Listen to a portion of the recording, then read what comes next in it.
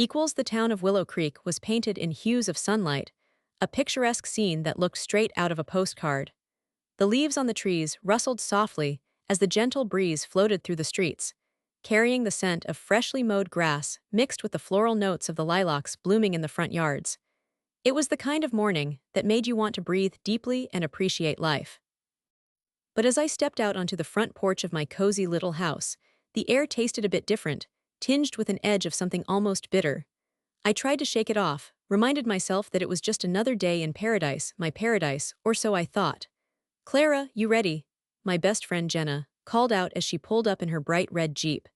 Her voice broke through my thoughts like an alarm clock tearing me from a peaceful dream. She leaned out of the window, her dark hair dancing wildly in the wind, with that infectious smile plastered across her face that could make the most mundane day feel like an adventure. "Almost," I shouted back, pausing to fidget with the hem of my shirt, an ivory color that softly hugged my curves, the outfit ideal for the sunny day. I could hear Jenna chuckle, and I rolled my eyes, though I could not help but smile. Jenna was the whirlwind of my existence, always pushing me to step outside of my comfort zone, to explore and experience life, even when my heart wasn't completely in it. As I dashed back inside to grab my keys, I felt that nagging sensation returning. It slipped into my gut like a chill creeping up your spine on a summer night. "Just relax," I told myself, forcing a deep breath. "It is not like you have anything to worry about." I walked briskly back out, my sneakers hitting the wooden planks of the porch with purpose. "What do you have in store for us today?" I asked as I hopped into the passenger seat, the familiar scent of Jenna's vanilla-scented air freshener enveloping me. "Oh, just a little bit of this and that," she replied with a teasing glimmer in her eyes. "A little shopping, maybe sneak in some ice cream. But first, I want to stop by that new cafe, the Blue Bean. I heard they have amazing pastries." "Sounds good," I said, forcing a smile. The truth was, I hadn't wanted to do anything at all. I hadn't wanted to leave the comfort of my home or face the world beyond my front door. Not after what had happened last week. The memories of that confrontation still played in my mind, like a film reel stuck on repeat, a montage of accusations and anger, feelings that made my stomach churn tighter than a clenched fist. As Jenna drove through the streets lined with charming houses, I gazed out at the familiar scenery, the crystal-clear river shimmering under the sun. Families walked by, children laughing and running after each other with wild abandon. I wanted to feel that lightheartedness too, but instead, I felt like an outsider looking in, a ghost haunting my own life. "Hey, you sure you are okay?" Jenna asked, glancing at me with concern. Her eyes were full of the empathy I often found unbearable because it reminded me of how lost I felt. "You seem a little off today." "I am fine," I replied a bit too brusquely, instantly regretting my tone when I saw the hurt flash across her face. "I just didn't sleep well last night." It was not entirely a lie. Nighttime had become this battleground for sleeplessness, my mind racing with countless thoughts, fears swirling around like leaves caught in a tornado. "Come on. It's a beautiful day, and you need to get out of your head." She nudged me with her elbow playfully, and I couldn't help but laugh, feeling the warmth of her friendship pushing against the cool walls I had been building around myself lately. "You are still coming to the concert tonight, right? We'll have so much fun." I shrugged, trying to mask the tightness in my chest. "Yeah, I guess I'll be there." "Good," she said, nodding vigorously as she turned into the parking lot of the cafe. "Now, let's grab some coffee and pastries, and then we will see what trouble we can get into today." The cafe was artfully designed with pastel-colored walls and a whimsical sign that had been hand-painted. A soft bell chimed as we entered, and the aroma of coffee mingled with the sweet scent of baked goods, wrapping around me like a beloved blanket. My gaze flitted around the cozy interior, all the little details striking me, the vintage furniture, the colorful artwork on the walls, and the cheerful chatter of customers. "Sit anywhere you want. I will order," Jenna said, already making her way towards the counter. Despite the warm atmosphere, I felt somewhat disconnected from all the joy swirling around me. I settled at a corner table, hoping it would shield me from the vibrant noise, allowing me to blend into the background. As the minutes ticked by, I fiddled with my phone, scrolling aimlessly through social media, pretending to be interested in the mundane lives of my friends. I did not need to think about my own life, my own mess. The people around me were lost in laughter, and I felt an aching loneliness creeping in. My heart raced with mounting agitation as the vision of Jeremy and Hannah flickered through my mind. His smug smile, her content laughter, a duo thriving while I felt like I was floundering in an ocean of despair. Here we go. Jenna appeared with two steaming cups of coffee, her cheeks flushed, a glint of mischief in her eyes as she plopped a pastry down in front of me. This is for you. This chocolate croissant will change your life. I chuckled lightly, accepting a bite of the flaky pastry while forcing myself to focus on Jenna instead of the gnawing thoughts in the back of my mind. All right, Ms. Culinary Expert, let me see what you got. She took a big bite out of her blueberry muffin and grinned while chewing. See. Amazing, right? I nodded, trying to keep up the facade. It is pretty good, I conceded, though my enthusiasm was half-hearted at best. So did you hear from Jeremy? Jenna asked, taking a sip of her coffee as she pierced me with her searching gaze. The sight of his name pulled me under an avalanche of emotions. No, I managed to reply, my voice barely above a whisper. I hated that he could still affect me, like a shadow lurking in every corner of my mind. Do you think he will reach out? She prodded gently, though her eyes were as hard as steel, wanting nothing but the truth from me. Probably, I said stiffly, my fingers digging into the smooth wood of the table. I could feel the heat rising to my cheeks, partly from anger and partly from shame. My heart ached fiercely at the thought of his betrayal. But honestly, I would rather he did not. Jenna nodded, her expression softening. It is okay to feel that way. I know it is hard. But you are stronger than this, Clara. You deserve so much better. I thought so too, I replied, my voice wavering as I fought back a swell of emotion. But I could see her trying to keep the conversation light, and I hated the pity that seeped into her gaze. It is just everything felt perfect just a few months ago. Life isn't fair sometimes, she said, and I could hear the sincerity in her voice, a reminder that we were not immune to the world's harsh realities. You're going to get through this. You've always come out on the other side. Yeah, I murmured, though the words felt empty, like a promise made but never kept. I just thought I knew him, we talked about everything. And now you are going to talk about nothing, Jenna said with a sarcastic edge that caught me off guard, eliciting a brief flash of a smile on my face. But you need to grab your power back, Clara, make him regret it. A part of me flared in response to her words, igniting feelings I had suppressed. Perhaps I could do something more than just wallow in sadness. Maybe there was a way to regain the control I had lost, to even the scales for myself. The idea was both exhilarating and terrifying, unleashing a storm of adrenaline surging through my veins. Do you mean like a revenge story? I asked slowly, testing the waters, curiosity bridging the gap from despair to motivation. Absolutely. Make him wish he had never laid a finger on you, Jenna said, her smile widening. I mean, think about it. People enjoy a great revenge story, especially women who take back their power. I hesitated, weighing her words, letting the hint of rebellion swirl around in my imagination. What do you suggest? I asked, the thought striking me with a thrill. I don't know, but I bet you can think of something clever. All I know is that you are way too good for him, and if I had half the talent you have, I would turn the tables on him without a second thought. Just like that, her words ignited a spark within me that I had not anticipated, a feeling of strength that had long lain dormant. I would not only survive this but thrive, and maybe stir up a little havoc along the way. I will figure it out, I said with newfound determination, feeling a weight lift off my shoulders. I will show him what regret truly looks like. Now that's the spirit, Jenna exclaimed, her excitement palpable. Let's conquer this day and start plotting your flawless revenge. It felt surreal. A light-hearted laughter bubbled up, chased away the dark thoughts like shadows fleeing from the sun. A plan was beginning to hatch in my mind, and for the first time in a long time, the cracks that had formed in my paradise felt like they might just lead to something more, something glorious, something that would allow me to reclaim my own story, my own happiness in a way that was mine alone. As Jenna and I dove into deep conversations about what my revenge could look like, I felt the weight of despair lift more and more. The past would not define me, my greed for justice would. Willow Creek remained the charming backdrop of my perfect revenge against the man who had shattered my heart, and it suddenly did not seem so idyllic anymore. No. I realized it would soon transform into the stage for my rebirth, my ultimate comeuppance. I was going to turn the cracks in this paradise into an artwork of its own. The sun dipped low in the sky, painting the town of Willow Creek in hues of orange and purple, which did nothing to soothe the storm brewing inside me. I leaned against the cool metal railing on my apartment balcony, my heart racing in time with the heavy beat of my thoughts. The freshly brewed cup of chamomile tea in my hand did not offer the calm I had hoped. Instead, it teetered on the edge of the ceramic mug, as my fingers trembled with the weight of what I had to do next. The air was thin as I took a deep breath, my eyes glued to the street below where shadows crept across familiar pavement like ghosts of the past. Clara, you out there? my neighbor Jenna called from her door across the hall, her voice cheerful and light. I could hear the jangling of her keys as she fumbled with them, trying to catch a break from the quiet of her own apartment. Lately, the silence had been my only companion, a thick blanket that muffled all sound and brought dark thoughts creeping back, reminding me of my purpose, reminding me that I was still angry.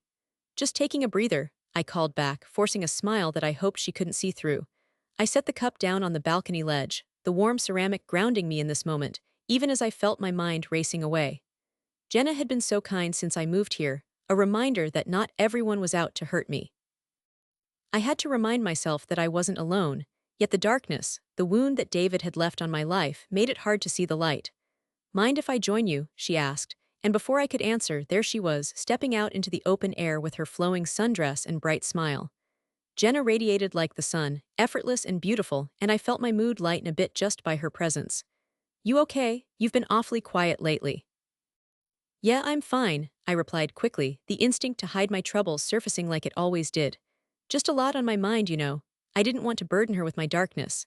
I understood that some battles were fought alone, and this was one of those. "Life's been known to throw curveballs," Jenna said, her voice softening.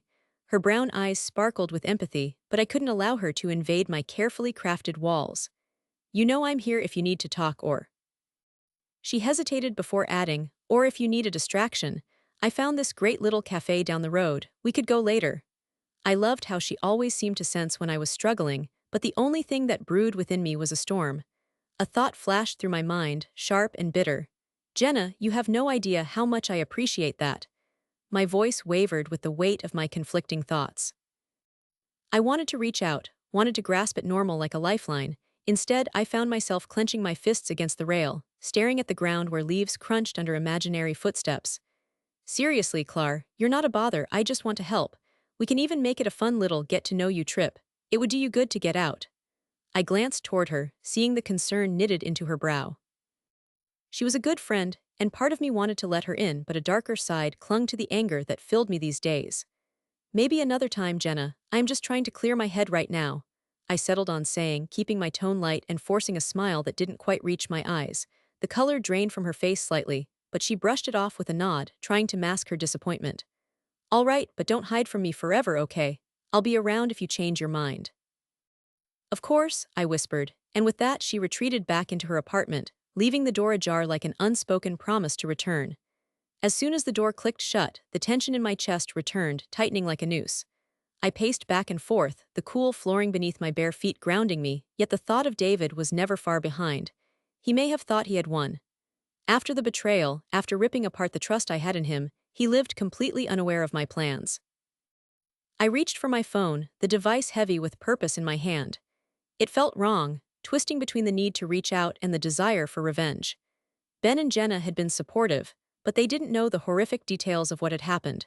The way David had systematically dismantled every piece of hope I had conjured for a future with him.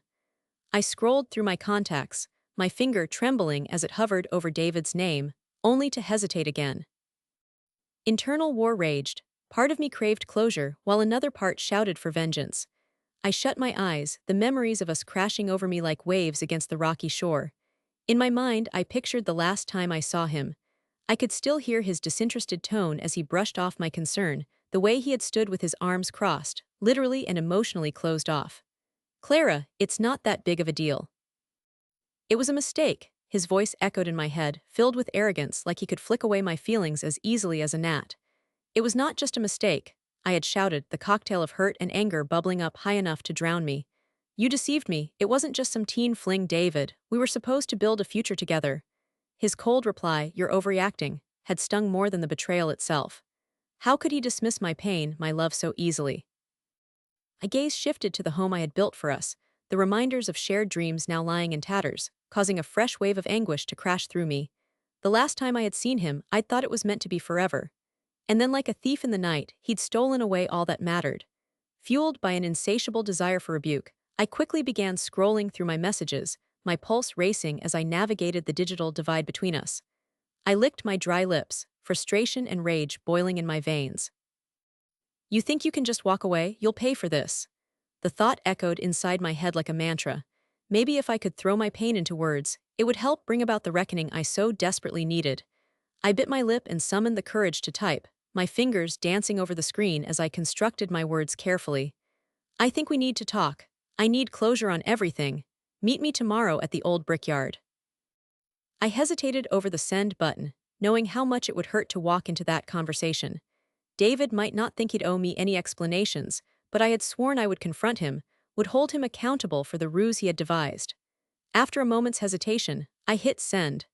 The mental gears whirred in my mind. This was my chance to reveal the layers of anger simmering beneath my facade, an outlet to unleash the voice my heart had silenced. With the darkness threatening to engulf every inch of my mind, I would rise to meet it. I would feed it until it was fat and happy. I stood still upon my balcony, the last remnants of daylight slipping away, soon replaced by the inky cloak of night. Stars twinkled like the fragmented pieces of my heart, too distant to ever feel whole again. Yet with the twilight came an undeniable resolve, the scent of rain on the horizon blending with the scent of dust, awakening my senses. We'll see each other soon, David. And you'll finally understand what betrayal costs, I murmured to myself, a low, trembling promise hanging in the air. Tomorrow would be the turning point. From there, I would no longer be a victim but rather the architect of my own revenge. As I placed my phone back on the table, a rush of adrenaline shot through me, igniting a flicker of defiance. The taste of fear and determination mixed on my tongue, leaving a bitter edge. I could feel the weight of his impending response, the wicked excitement of planning the next step. Everything had led me to this moment. I was ready to peel back the layers of pain and get what I wanted, my own brand of justice, my very own revenge. After all, the struggle to reach out had only ignited a greater fire within. The winds of wrath had awakened, and soon, their fury would be unleashed. I hoped the walls of the Willow Creek bar would absorb the weight of my anger, but they only echoed it back at me like a cruel joke.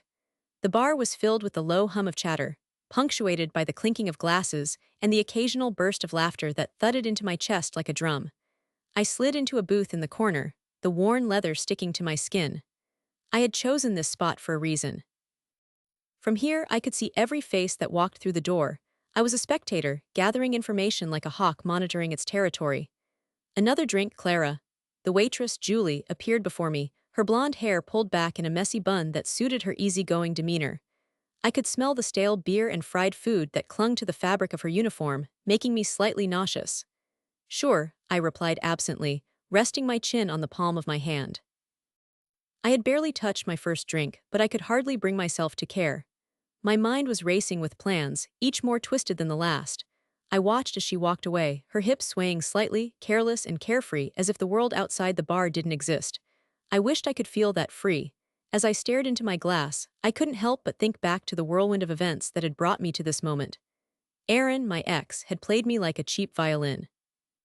I had trusted him, loved him, yet he had manipulated my every move. The betrayal still burned in my chest like fire ants biting through my skin. I was done being his victim. My phone buzzed against the table, ripping me out of my thoughts. It was a message from Lisa, my closest friend. Hey, are we still on for our plan tonight? I hesitated before typing a response. I could picture her getting ready in her tiny apartment, running late and trying to decide between the little black dress or the more comfortable jeans. She always had this incredible ability to brighten even the darkest of days. And I needed that light now more than ever, especially tonight. Yes, just got here, I typed, sending it with a little more urgency than necessary. Awesome, I'll see you soon. I couldn't help but smile as I pocketed my phone. I must have looked deranged because within a moment, the bar suddenly felt like a sea of judgmental eyes. Maybe they were right, maybe I was losing it. But in the swirling chaos of heartbreak and anger, an ember of determination began to glow inside me. I was going to make Aaron pay for what he had done.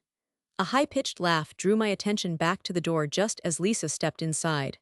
Her dark hair bounced around her shoulders, and the moment she spotted me, her face lit up. She hurried over, her excitement palpable. Clara, you look amazing. You are ready to kick some butt tonight. I smiled weakly, but inside I felt like a tightrope walker on the edge of a high building. Thanks, Lisa. I guess tonight is going to be different. Good, it's time you stopped moping around. You have to show Aaron that he's not worth your time. My stomach clenched at the mention of his name, but Lisa didn't notice. She hopped into the booth across from me and ordered something fruity and colorful from Julie. I wanted to push my pent-up frustration away, but Lisa saw right through it. What's going on? She asked directly, eyes narrowing slightly. You're thinking too hard. I took a deep breath, the scent of whiskey and despair filling my lungs. I just can't believe he would do this. I loved him. I thought we had something real. Clara, he's a jerk, you know that now. There's more to it. Each word felt like grinding glass in my throat. He used me to climb the social ladder. He didn't care about me, not really. Lisa reached across the table, concern etched on her face. You don't have to let him control how you feel anymore. We are going to have fun tonight and then whatever you are planning can happen. Okay, I nodded, but the tension in the air lingered between us, heavy and electric. I just want to make him regret everything, I whispered, almost to myself. I know, she said softly, her smile wavering. I knew she meant well, but the truth was, I needed the thrill of revenge. I craved it. It was the fire that would warm my heart again, cold and lonely since Aaron left me shattered on the carpet of my life. Julie returned with Lisa's drink, colorful with a small umbrella sticking out of the top. She set it down with a flourish, and I couldn't help but chuckle. Well, at least your drink is putting on a show. Cheers to that.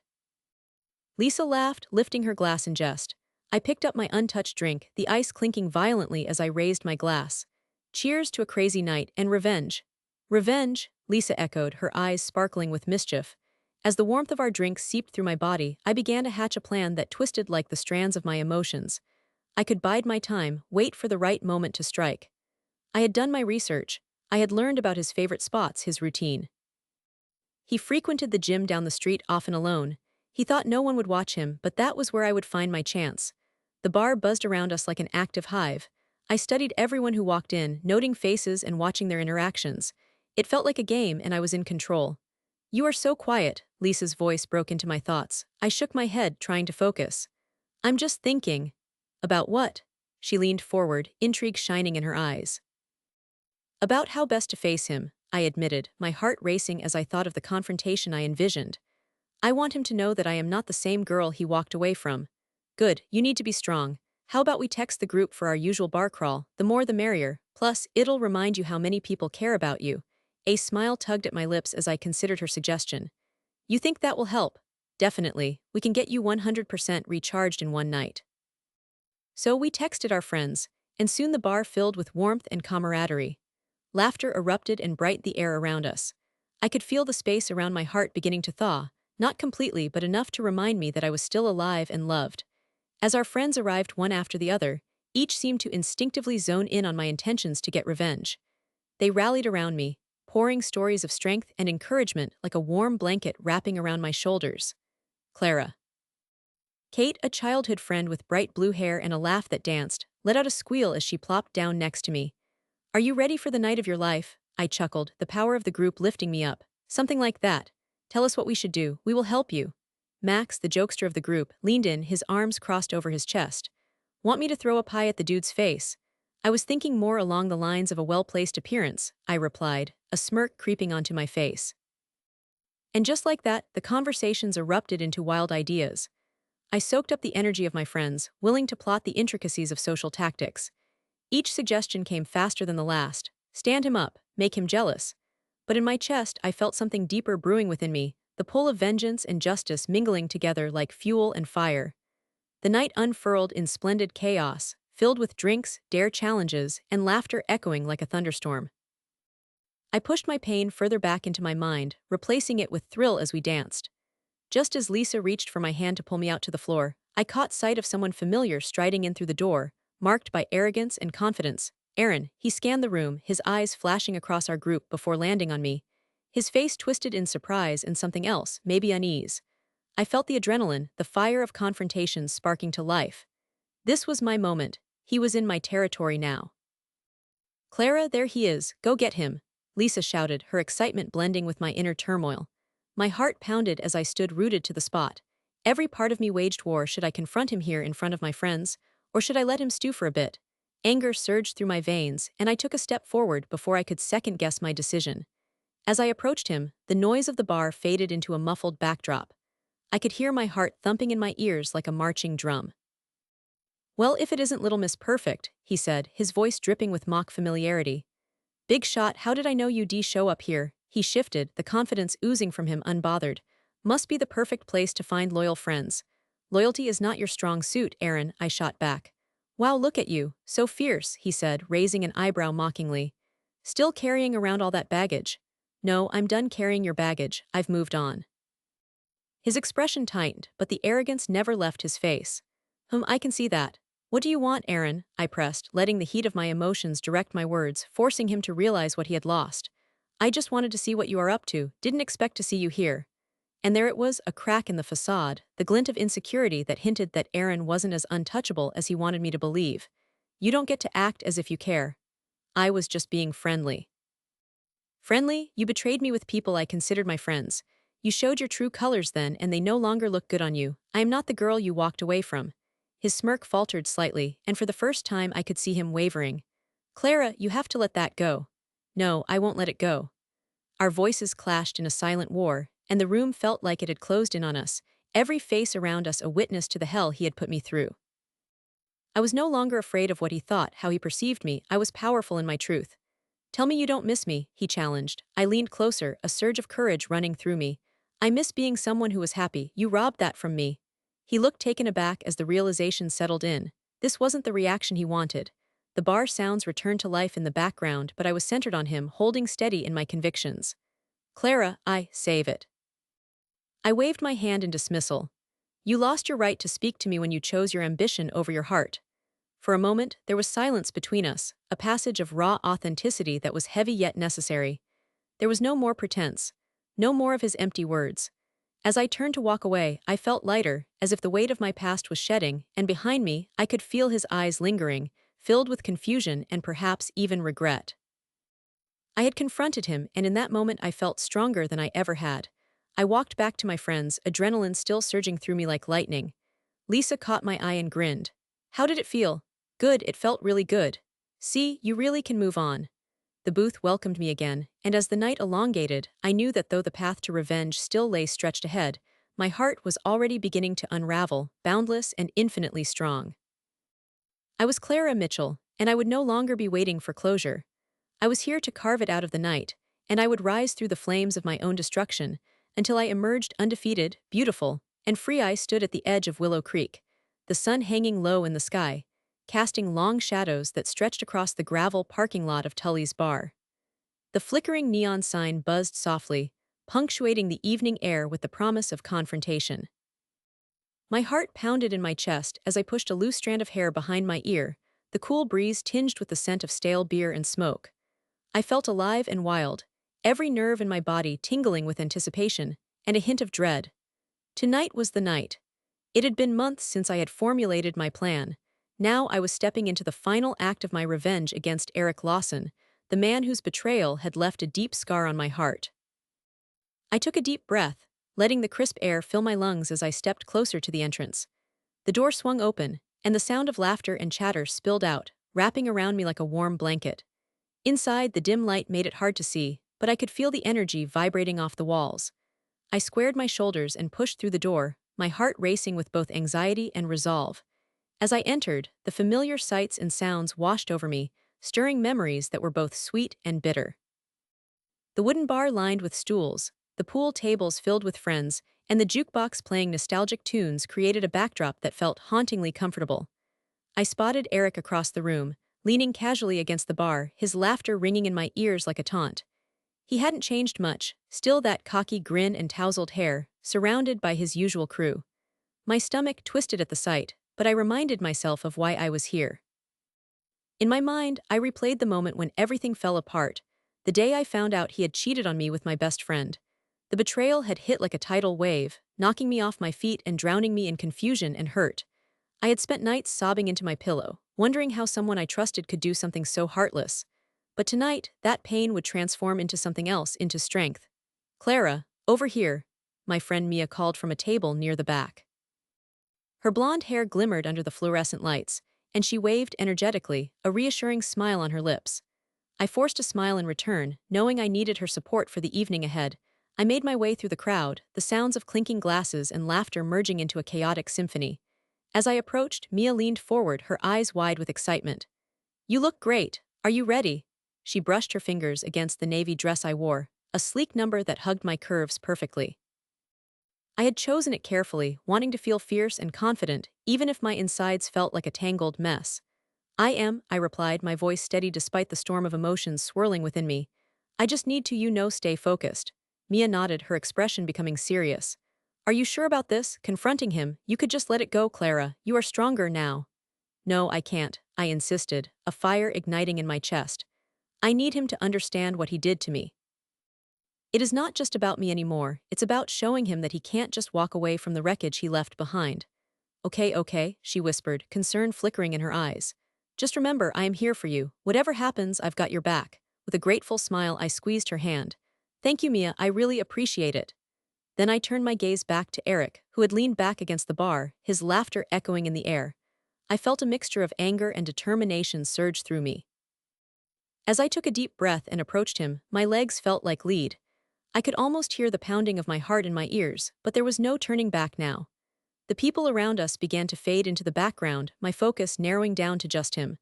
I stood a few feet away, trying to gather my thoughts, but Eric's presence radiated confidence that made my stomach churn. Eric, I called, my voice cutting through the noise of the bar like a knife.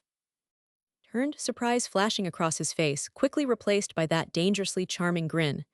I could see his friends stifling their laughter, expecting a bit of entertainment.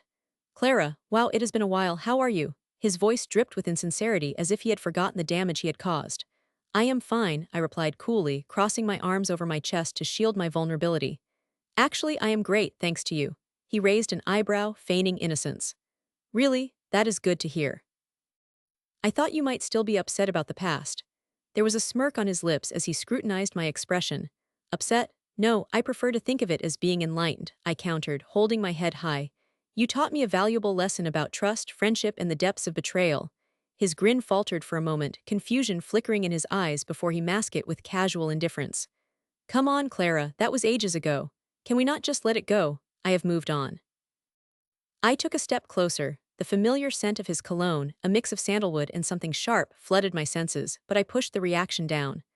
Oh, have you moved on to what? Another heart to break? Or maybe you intend to redeem yourself by knocking on all the doors you left closed behind you, he chuckled, but there was no warmth behind it. You really should lighten up. It was just a fling, a mistake, nothing serious. Nothing serious, I echoed, my voice rising with each word. You think it is easy to hear that? You think it didn't hurt me to find out that the person I loved was kissing my best friend? How could you possibly minimize the pain you caused? Clara, he said with a hint of frustration, I apologized. What more do you want from me? I can't change the past. My sanity and sense of self-worth would be a good start, I shot back, the adrenaline rushing through me like fire. You took so much from me, and you walked away like it was nothing. You left me crumpled on the floor. He straightened up, finally seeming to grasp the weight of my words. I didn't mean to hurt you. I never intended for any of this to spiral out of control, he said, his tone shifting to something resembling sincerity. It does not matter what your intentions were, I stated firmly. The damage is done. Trust is an interesting thing. It takes years to build and only moments to destroy. You ripped it apart in seconds. Okay, let's just say you are right. What do you want from me? He asked, frustration creeping back into his voice. An acknowledgement, I said, my voice steady. I want you to understand the consequences of your actions. I want you to feel what I felt. You claim you have moved on, but there is no redemption in forgetting what you have done to me. He laughed again, but this time it was hollow. I really think you are overreacting. No, Eric, I replied, forcing myself to keep my voice steady as I looked directly into his eyes. You do not get to decide what is an overreaction. You do not get to belittle the pain you caused me. The air between us crackled with tension, and I glanced around, noticing his friends watching us closely, their expressions a mix of amusement and disbelief. Get out of my lie, Clara, he finally said, frustration blending with anger in his tone. I did not ask for this. Why are you bringing all of this up now? Because it is not just in the past for me. It hangs over me like a shadow. For months, I have held on to this anger, and it has been suffocating. I need you to feel it, too. Feel what? He snapped, irritation flaring in his voice. You cannot expect me to just live in that moment forever. It happened, it is done. Is it really done? I shot back, stepping even closer, my pulse racing as emotions swirled through me. I have worked so hard to rebuild myself, but you need to understand that those pieces took time to gather. He stepped back slightly, looking at me as if I had grown another head. But I pressed on, unwilling to back down. I used to think you were the one for me, but now I see you for what you truly are: selfish, irresponsible, and utterly unaware of how you affect those around you. Clara, just stop, he said sharply, his frustration rising. You are causing a scene. Good, I replied, my voice rising. I want you to see the mess you made, the collateral damage you created with your selfish decisions. There was a pause, tension hanging in the air as we locked eyes. his gaze flickering with something I couldn't quite place. Was it fear, anger, or something else I couldn't define? The whispers around us grew softer, people starting to edge closer, drawn by the rising drama, curious observers to our conflict. You have no right to tell me how to feel or how to live my life, he finally said, breaking the silence. No, I do not. But I have every right to confront you about how my life has been because of you. I inhaled deeply, letting my heart race settle a bit. I may never forgive you, but I am not the broken girl you left behind. What do you want me to do? Apologize? Maybe do some grand gesture to prove that I am sorry for a moment that is too far gone? No, I replied, my voice dropping. I want you to look at me and see me. I want you to understand that your actions have consequences that went far beyond me. I want you to see the pain in my eyes and realize that I was so much more than a fling. His expression shifted, the bravado slipping away, doubt clouding his features. And what if I say it is just the past? The worst thing is to dwell on things that can never be changed. Then you are more lost than I thought, I shot back. You are nothing but a coward. Careful, Clara. He leaned in, his voice dropping. You do not want to push me. Push you, I laughed bitterly. You talk about pain and consequences, but you have no idea what real consequences are. I am standing here, facing you, while you try to muster up courage behind your facade. I know you buried the guilt and shame deep down, but it will always be there, won't it? You have no idea who you're dealing with, he retorted, his facade daring me to challenge him further. No, Eric, I know exactly who I am dealing with. I know that deep down you are just as scared and broken as anyone else, hiding beneath layers of arrogance and denial. I took a step closer, almost challenging him to deny it. Clara, Mia called from the side, breaking the tension momentarily. I glanced back at her, and the worried look on her face broke through my determination. Let's just walk away, okay? This is not worth it. But I couldn't turn back, not now. This is everything, Mia, I said, shaking my head. This is my chance to reclaim my power. Just remember what you told me, don't drown in this. Mia's voice was soft, filled with caution. I looked back at Eric, his stance shifting as if he was weighing his options. This is all you are, isn't it, a cowardly boy who cannot own up to his mistakes? He took a deep breath and suddenly the cocky smile vanished, replaced by an expression I couldn't quite interpret. You do not know me at all. No, but I know what you did, I replied. And that is enough. He clenched his jaw, and for a moment I thought I saw a crack in his facade as uncertainty flitted across his expression. You really think you can change anything by confronting me? I am already changing by standing here, I asserted, my voice gaining strength. I am reclaiming my story, my pain, and it ends by me telling you that I will no longer be a victim to your choices. The bar was silent, all eyes on us, holding their breaths like they were witnessing some grand showdown. Fine, he finally muttered, his voice dropping low. I did mess up and I can see that now, but you do not define me, Clara. I am who I am despite what happened. I nodded slowly, the heaviness of our confrontation starting to settle in. That is true, but now I define myself. I will no longer let your actions dictate how I see myself. With that, I turned away, feeling the weight of 1,000 struggles lift off my shoulders. My heart hammered as I walked toward Mia, who immediately pulled me into a hug. You were incredible, she whispered, her voice filled with pride. I can't believe I actually spoke to him, I said, my voice trembling slightly. Good, I am so proud of you, Clara. You took your power back and you were forced to confront the past. Her warmth enveloped me and I felt grateful for her support. As we moved through the crowd, I could feel the eyes of the people lingering on me, but it no longer mattered. I had done what I came here to do. I had confronted my past and stood tall in the face of betrayal. More importantly, I felt a sense of liberation that I had not experienced in months. It was only the beginning of closing this chapter of my life, but I knew that I had started the journey toward healing. And as I stepped outside, the cool air welcomed me like an old friend, reminding me that the road to self-acceptance and strength was mine to forge. A night air was dense, thick with the scent of pine and damp earth, almost like the forest was holding its breath, waiting for the final act of my revenge to unfold. I stood at the edge of the clearing, my heart pounding against my chest in a rapid rhythm that echoed my anticipation. In front of me lay the old cabin, a ghost of the past that now served as the stage for my vengeance. I took a deep breath, feeling the cool air fill my lungs, but the chill could not cool the fire burning in my stomach.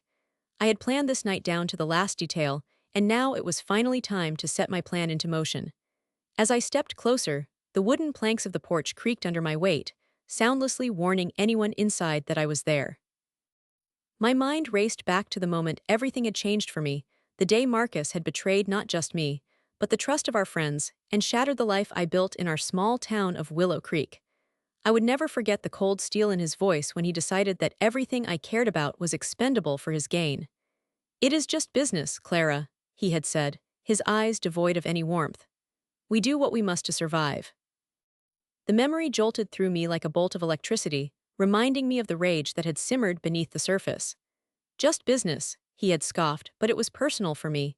Glancing back at my car parked a safe distance away, I reminded myself of the stakes. My friends had lost their homes because of Marcus's ruthless ambitions, and I would not let it go unpunished. I could see faint light flickering from within the cabin. It pulsed like a heartbeat, inviting yet foreboding. I had arranged for tonight. It was not just a show for some petty payback but an orchestrated symphony of truths that would finally expose Marcus to the world. "Clara, are you sure about this?" My best friend Sarah's voice whispered in my ear through the earpiece. I could hear the worry etched in her tone, even through the static. "Yes, Sarah, I know what I'm doing," I reassured her, my voice steady yet laced with the adrenaline coursing through my veins. "We have come this far. His empire of lies will unravel before his eyes. I need you here with me." "But what if he reacts? What if he gets angry?" Her concern tugged at my heart. I could picture her pacing back and forth, biting her nails like she always did when anxious. "Then we will deal with it together. Just stay close to the entrance." My resolve solidified like steel. I flicked the switch on my flashlight, a beam slicing through the darkness, illuminating the peeling paint on the stairs and casting long shadows across the porch. I knocked on the door, the sound reverberating through the still night. Silence stretched on, thick like an old spider web, catching the moment as I glimpsed through the window.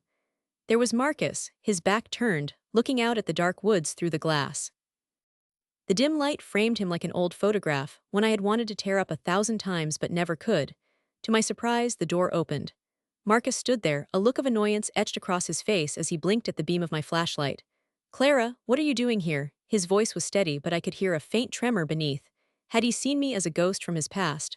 "I'm here for you, Marcus." I stepped closer, a smirk forming on my lips. "I thought it was about time we talked." "Talked?" he scoffed, a laugh but devoid of any humor. "I don't think we have anything to discuss." "Oh, I think we do." I let the light fall on his face and noticed the subtle change in his expression. Dark circles hung under his eyes and his jaw was tense. "You see, Marcus, I have some business of my own to settle. I'm not interested in whatever delusion you have come up with." "Put the light down, Clara, and go home," he warned, his voice low, but I could hear the edge of panic lurking beneath the bravado. There was a flicker in my chest, an urge to walk in and shake some sense into him, but I pressed it down. "Not until I get what I came for. We both know you are not the one in control of this situation." He stepped back, and something flickered in his eyes, suspicion or perhaps fear. "What do you mean?" I took a deep breath, summoning all the strength that came from my cunning plan, and whispered, "I know what you did, Marcus, I know everything." At that moment, Sarah's voice cut through my thoughts, calm but firm. "Clara, we are in position. Remember, it is time to expose the truth." I blinked at the sound of her voice, giving me the final push. "Your empire is built on lies, Marcus. I am not the only one you have wronged." I lifted the flashlight higher, and the beam flickered off something shiny hidden in the pocket of his jacket, a flash drive. I pointed it out, a triumphant smile spreading across my face. "I believe you have something that doesn't belong to you." He froze, his eyes widening just a fraction, and I could practically hear the gears turning in his head. "You are mistaken. I have nothing you want," he said, but I could detect the hint of uncertainty in his voice. "Don't lie, Marcus. You have people in this town who deserve to know your secrets, who need to know that you manipulated them, that you ruined their lives for your gain." My words hung thick in the air as I took careful steps inside the cabin. The wooden floor creaked beneath my feet, mixing with the rising tension as I advanced toward him. "You think you can just brush all of that under the rug, pretend as if it never happened? Stay back, Clara." He shouted, although I could see the fear creeping into his posture, the way his hands clenched into fists at his sides, muscles twitching slightly as if he was preparing to defend himself. I shook my head. "No, you don't get to push me away again. I had waited far too long for this moment, and I would not have it taken from me. You are going to face the consequences of your actions, right here and now." "Consequences?" His voice dripped with sarcasm. "You think you are some sort of hero, don't you? This isn't a movie, Clara. I have the upper hand. You are out of your depth." I could almost feel the adrenaline sharp in the air as I squared my shoulders, my heart pounding in my ears. "Do you think you can intimidate me? It is quite the opposite, Marcus. Your threats fall flat tonight. I'm not the same naive girl you once knew, the one who would blindly follow you and believe your lies. You don't know what you are playing with, he replied, his voice dropping, becoming dangerously low like a predator closing in on its prey. Then show me, I challenged. Tell me what you have on that drive, reveal your secrets, or I will start making calls. The panic in his eyes flickered like a candle struggling against wind. Realization began to dawn on him. He didn't know how far I had gone to gather my evidence, how much I had on him. I felt a rush of power, a sweet vindication of all the pain he had caused me and others. Clara, please, let us reason. We can figure something out, Marcus said, desperation creeping into his tone. Figure something out? I stared at him, incredulous. You had your chance. You chose greed over friendship over loyalty. You ruined lives and now you think you can talk me down. There has to be a way to avoid this, he pleaded, shifting his weight nervously. You could start with the truth, I said, crossing my arms, my heart racing at the thrill of holding the upper hand. But that might be too late for you. The silence between us was charged with a heavy tension, thick and almost suffocating. I felt Sarah's presence outside, ready for anything. My mind was whirling with all the possibilities, and I knew this was my moment, the culmination of every sleepless night and every tear I had shed over his betrayal. Marcus swallowed hard, and for a brief moment I could see the mask slipping. Underneath, I caught a glimpse of the scared boy he used to be, but it was gone as quickly as it appeared. Okay, he finally relented. I will tell you. What do you want to know? I stepped closer, feeling the power surge through me, hot and satisfying. Everything you have done, every lie. I need names, dates, everything. He hesitated, a fleeting moment of vulnerability flashing across his face. If I tell you, I want something in return, he bargained, his voice almost a whisper now, fear shrouding him like a dark cloak. What could you possibly offer me? I questioned, raising an eyebrow, the corners of my mouth twitching in a smirk. A chance to negotiate my way out of this, he said, desperation creeping more into his voice. I could help you, Clara. I could provide you with information. Just think of the power we could wield together. Together? I scoffed, incredulous at his audacity. You honestly think I would ever trust you again? After everything you have done, you actually still think you have any power over me? Clara, wait, just hear me out, he shouted. You are smarter than this. You could have everything you want if you only accepted my help. I took a deep breath, the darkness in the cabin swirling with intrigue and danger. This was the turning point I had been waiting for. And let you get away with it. No, I will expose you for the coward you are.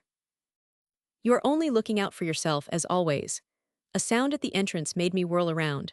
Sarah stepped inside, her calm presence a stark contrast to the tension radiating around us. What's going on? Everything is under control, I said, giving her a confident nod, though my heart still raced. I don't think that's true. Marcus's voice shook slightly, and I could see the flicker of worry in his eyes as he glanced between Sarah and me. You don't want to do this, Clara. But, no. Taking a step forward. If you do this, everything will change. You will lose more than you realize. Not nearly as much as you've lost, Marcus, I shot back. You don't get to play the victim anymore. The air grew thick with tension. He seemed to be weighing his options, his expression hardening into something frantic as he fought for the last shred of power he still possessed. If you want to take me down, go ahead. But do you know the truth about your precious friends? What are you talking about? I demanded, confusion flooding my thoughts. You think you know what I have done. You have no idea the lengths I went to in order to protect them. You are so caught up in your revenge that you might lose sight of what truly matters. The weight of his words strung along my mind like a dark thread. What do you mean? Let me show you, he offered, desperation lining his voice as though he was clinging to some desperate hope. There are secrets I've been keeping for their sake, not mine. Come with me. My instincts surged with alarm, but part of me wanted to know the truth as well. I do not trust you, I admitted, my voice firm but unsure deep down. Then what choice do you have? You want to expose me, right? Then I can help you if you are willing to listen. Thinking about his desperate plea for a moment, I weighed my decisions, and uncertainty knocked against the walls of my brain, but I faced him. I will listen. But any trick, and I swear you will regret it. I would not do anything to jeopardize this, he said, a fleeting glimmer of sincerity in his eyes. You want the truth and I will give it to you, but we must leave this cabin. Fine, lead the way. I glanced at Sarah, reading the questions etched across her face. Her nod of caution made me second-guess everything, but there was something about his desperate plea that kept me anchored in this moment.